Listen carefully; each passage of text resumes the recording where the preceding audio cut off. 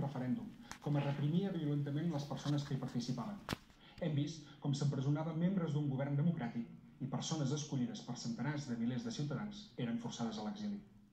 Aquesta escalada de vulneracions va fer un salt exponencial divendres, quan 5 persones més van ser enviades a presó per les seves idees polítiques, provocant un cop gairebé definitiu a la democràcia espanyola. La set de venjança dels poders de l'Estat, però, és inesgotable, i avui hem rebut amb tristesa la notícia de la detenció del president Carles Puigdemont a Alemanya. Amb aquestes accions no s'està perseguint només a persones, sinó que s'està segrestant la voluntat del conjunt del poble de Catalunya, expressada a les urnes. El president Puigdemont ho és en virtut de la decisió lliure, sobirana i democràtica dels seus conciutadans, expressada en el Parlament. I cap jutge, ni cap govern, ni cap funcionari té la legitimitat per cessar i encara menys perseguir el president de tots els catalans. No és una causa personal. L'Estat està atacant el cor de la democràcia fent una causa general contra els seus adversaris polítics i s'acarnissa amb Catalunya, convertint-la en un laboratori per poder perseguir la dissidència arreu. L'Estat, amb les seves accions, està posant en risc els fonaments sobre els quals es va construir Europa. I tots els defensors de la democràcia i les llibertats ens hem de sentir interpel·lats, sigui quina sigui la nostra opció.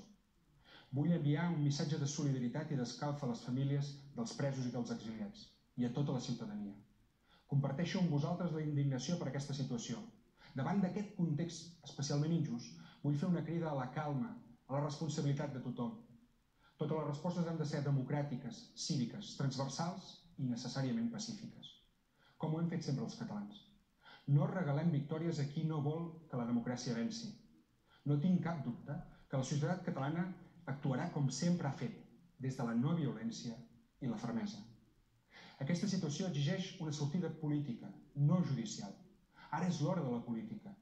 Ho hem defensat sempre i ara és més pertinent que mai. En aquest sentit, i en virtut del càrrec que ostento, vaig fer una crida a la creació d'un gran front social i democràtic per la defensa de les llibertats i els drets del país. Un front que tingui traducció a la societat civil i que fins i tot pugui arribar a cristal·litzar les institucions. Aquest Parlament és capaç, i ho ha demostrat, de generar acords amplis que reflecteixin consensos que estan ben instal·lats a la nostra societat. Per aquest motiu, ahir vaig emplaçar a tothom a fer aquest front comú pels drets i les llibertats fonamentals.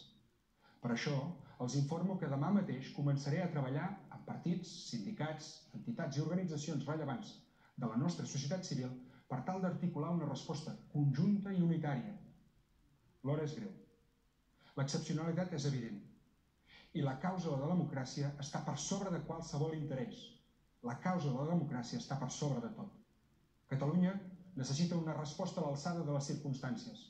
Catalunya necessita la fermesa, el compromís, la dignitat i la diversitat d'aquest Parlament, dels seus representants, però també del conjunt de la societat civil, per salvar la democràcia, els drets i les llibertats.